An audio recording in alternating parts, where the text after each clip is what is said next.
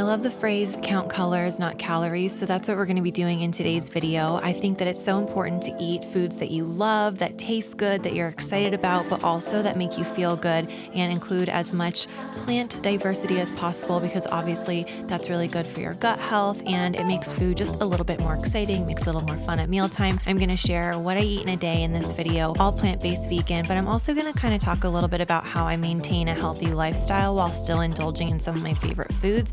I know it can be hard to strike that balance, so I'm going to share some tips that have been really practical and realistic for me, and I hope you find it helpful. Thank you to Harry's for teaming up with me on this video, and let's get started on breakfast.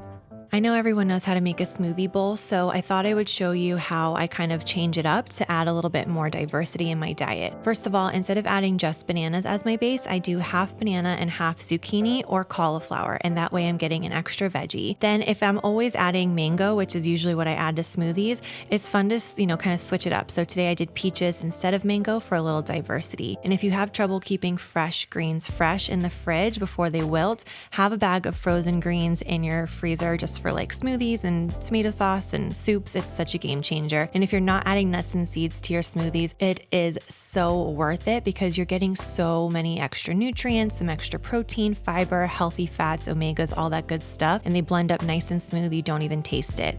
I blended up my smoothie, which has lots of fruits and veggies in it. I topped it with some almond milk yogurt for creaminess and this really delicious lemon pistachio granola. This combination of like the smoothie with the yogurt, the fresh berries, and the granola is so tasty. It kind of feels like you're having a treat, but you're really getting like a multivitamin in a bowl. It makes me feel so good when I have this for breakfast, especially in the summertime. After breakfast, I went on a walk because I do notice a really big difference on the days when I do this. I don't do this every single morning, but if I can get just a couple of minutes of fresh air and sunshine and just a little bit of movement before sitting down at my desk all day, it really does make a huge difference in my mood and in how I sleep.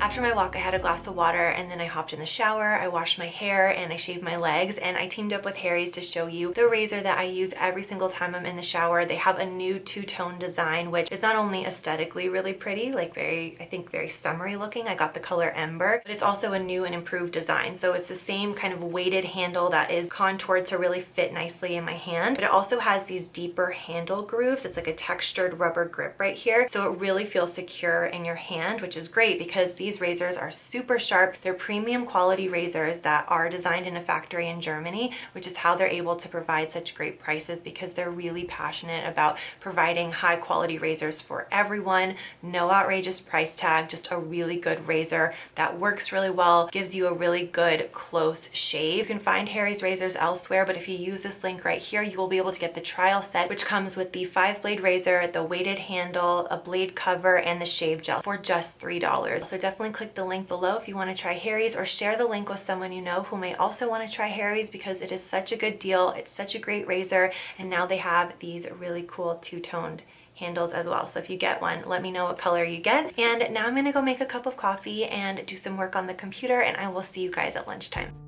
This is something you can do with pretty much any hummus that you have in the fridge and any leftover veggies or potatoes. It's basically just a hummus bowl, but I'm gonna reheat the veggies and the potatoes, so I've got like a hot-cold combo going on. And the hummus, in addition to being kind of like a sauce for the veggies, is also gonna provide a lot of protein, fiber, all that good stuff. So it's like nutritious and also functional. So what I do is I do a pretty generous portion of the hummus on a plate. This is my beet hummus recipe from my last video, so I will link that in the description box below. It's super easy to make. And then I put the warm sweet potatoes and broccoli on top. And I pretty much always have a fresh herb. Like every time I go to the grocery store, I pick an herb for the week that I can put on pretty much everything. And I like to have a lemon in the fridge, a couple of lemons really, just to squeeze onto everything. It's such a quick and easy way to add a lot of life and flavor and zest to what you're eating, but also some extra vitamin C, which is great whenever you have something like legumes, which has iron. The vitamin C helps you to absorb that.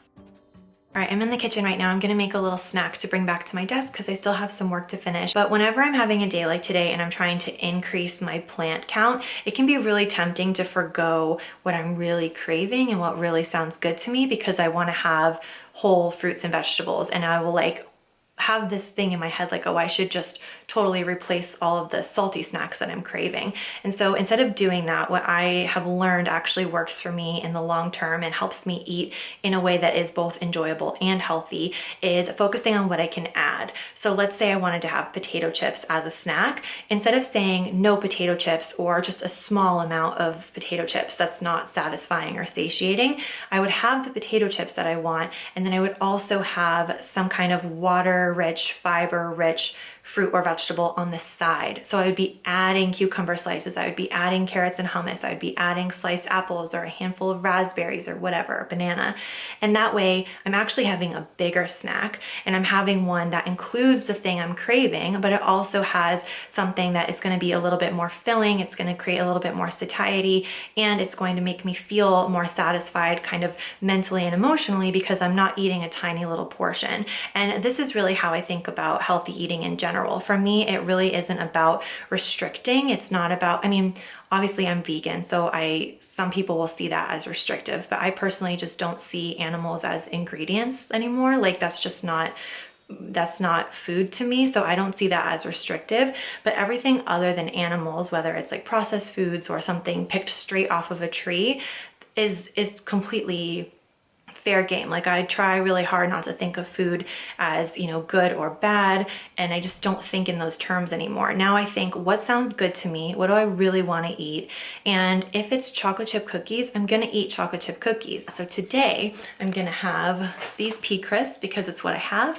Sounds good, salty, crunchy, easy snack. But I also have some sliced cucumbers, and I'm gonna go ahead and just open that container from the fridge, have that on the side. So I'm gonna have something that has a bit more volume, a bit more fiber, all kinds of nutrients and stuff. All that is good, but it's also just gonna be salty and crunchy and filling and delicious, and it's gonna get me through the rest of my work that I have to do at the computer.